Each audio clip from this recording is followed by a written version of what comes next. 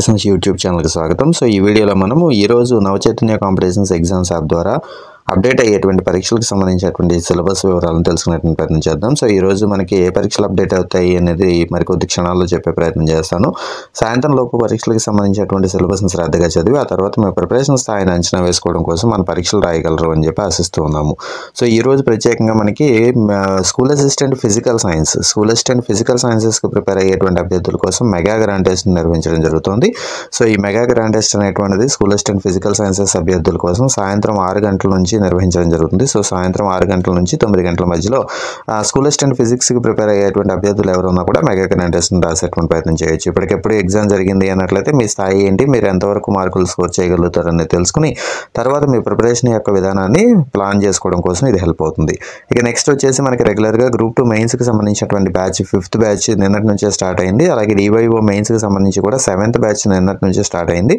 So ఈ 2 బ్యాచ్లకు సంబంధించినటువంటి exam సిరీస్లు నడుస్తూ ఉన్నాయి. అలాగే డిఎస్సికి ప్రిపేర్ అయ్యేటువంటి అభ్యర్థుల కోసం SGT, school assistant maths, physics, biology, social, Telugu వీటికి సంబంధించి 7, 8 ఈ 2 బ్యాచ్లు కూడా ప్రజెంట్ ప్యారలల్గా నడుస్తూ ఉన్నాయి. అలాగే సబ్జెక్ట్ వైజ్ ఎగ్జామ్స్ అనేటువంటివి కూడా నడుస్తూ ఉన్నాయి ప్యారలల్గా.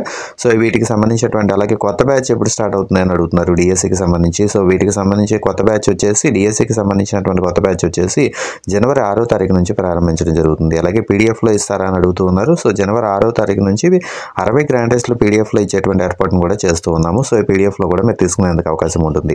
రిమైనింగ్ ఆన్లైన్ ఎగ్జామ్స్ కోసం పే చేయాలి అన్నట్లయితే 1 టైం పేమెంట్, లాంగ్ టర్మ్ ప్యాకేజ్లో భాగంగా మీరు జాయిన్ అయినట్లయితే అప్ టు డిఎస్సి వరకు కూడా మీరు ఎగ్జామ్స్ రాసుకునేందుకు అవకాశం ఉంటుంది.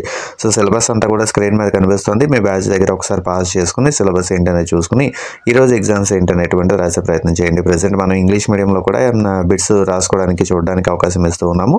సో ఇంగ్లీష్ వర్షన్ అనేది ఒక ఆర్టిఫిషియల్ ఇంటెలిజెన్స్ని ఆధారంగా చేసుకుని ఒక టూల్ డెవలప్ చేసాము. సో మన టీము డెవలప్ చేసినటువంటి ఆ టీం ఆధారంగా టూల్ ఆధారంగా మీకు ఇంగ్లీష్ మీడియం కూడా చూపించేటువంటి ప్రయత్నం చేస్తూ ఉన్నాము. సో ఇంగ్లీష్ మీడియంలో కానీ తెలుగు మీడియంలో కానీ రాయాలి అన్న అది కూడా క్వాలిటీ బిట్స్, ఏదో లైన్ టు లైన్ ఏదో అక్కడక్కడ కాపీ చేస్తారా అనేటువంటి ప్రశ్నలు కాకుండా లైన్ టు లైన్ కవర్ చేసేలాగా మనము ఈ క్వశ్చన్స్ అనేటువంటి ఇవ్వడం జరుగుతుంది. సో మల్టిపుల్ క్వశ్చనింగ్ అనేటువంటి ప్యాటర్న్లో మనం ఇవ్వడం జరుగుతుంది. కాబట్టి 2-3 పాయింట్లు తెలిస్తే తప్ప ఒక ఆన్సర్ చేయలేము అనే తరహా ప్రశ్నలు ఎక్కువ కనిపిస్తూ ఉంటాయి. ఇవన్నీ కూడా ఖచ్చితంగా మిమ్మల్ని డిఎస్సిలో ముందు వరుసలో నిలబెట్టడానికి హెల్ప్ చేస్తూ ఉంటాయి. ఏదో లైట్ పేపర్ తీసేసుకుని 150కి 150 వచ్చినాయి అని చెప్పి సంబరపడిపోయారు అన్నట్లయితే ఫైనల్ ఎగ్జామ్లో చతికిలు పడేందుకు అవకాశం ఉంటుంది. అలా కాకుండా ప్రతి ఎగ్జామ్ని కొంచెం డెప్త్గా ఉన్నటువంటి ఎగ్జామ్స్ రాసుకోగలిగినట్లయితే అంత డెప్త్గా ఇచ్చినప్పుడు కూడా మనం రాయగలుగుతాము అనేలాగా ముందే ప్రిపేర్ అవుతాము.